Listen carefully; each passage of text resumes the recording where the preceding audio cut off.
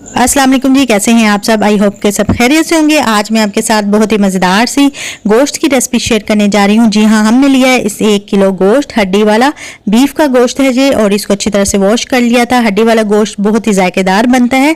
और इसके बाद हम लेंगे एक सील बट्टा जो कि हमारे घर में मौजूद होता है, और इसमें डालेंगे अदरक और लहसुन। लहसुन लिए 8 जवे और अदरक हमें चाहिए 2 से 3 पीस, और साथ ही 4 अदद हरी मिर्चें कटी हुई।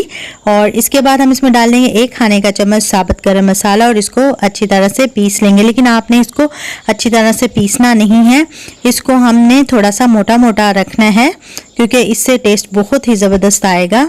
और ये देखें जी, इस फॉर्म में आ चुका है, और इसी तरह से हमें चाहिए। ये देखें, मोटा मोटा थोड़ा सा दरदरा सा। अब हम इसको किसी चीज़ में निकाल लेंगे, किसी भी बाउल में निकाल लें या किसी चीज़ में निकाल लें। हरी मिर्चों का टेस्ट बहुत ही मज़ेदार आता है।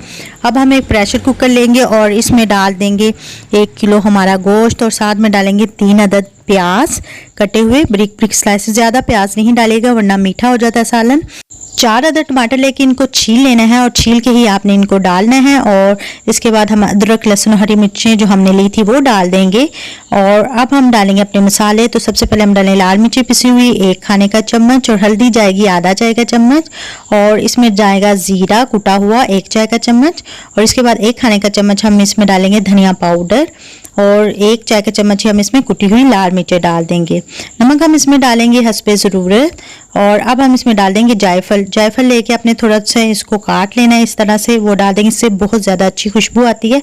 अगर आपके पास पाउडर है जायफल जवैत्री का वो भी डाल सकते हैं। और अब जवैत्री भी डाल देंगे तोड़ के।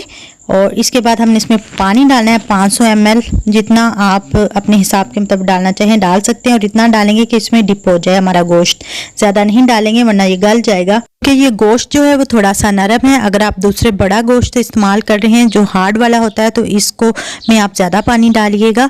तो अब हम इसको चूल्हे पे चढ़ा देंगे। इसके बाद हमने इसको बॉईल आने तक वेट करना है। ये देखिए, जब बॉईल आ चुका है तो अब हम इसके ऊपर प्रेशर कुकर का ढक्कन लगा देंगे। हमेशा जब भी बॉईल आए तब भी ढक्कन लगाया करें प्रेशर कुकर का।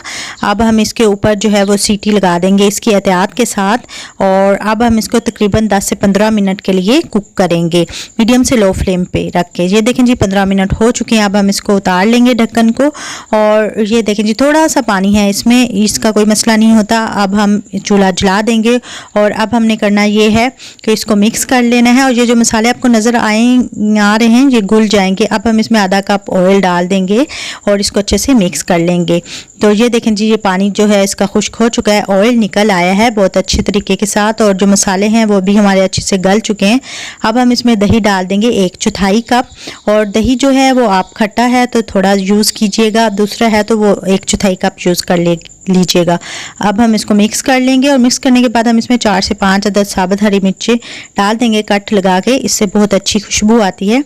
अब हमने करना ये है कि इसको अच्छी तरह से भून लेना है, तकरीबन 10 से 15 मिनट तक भून लेना है।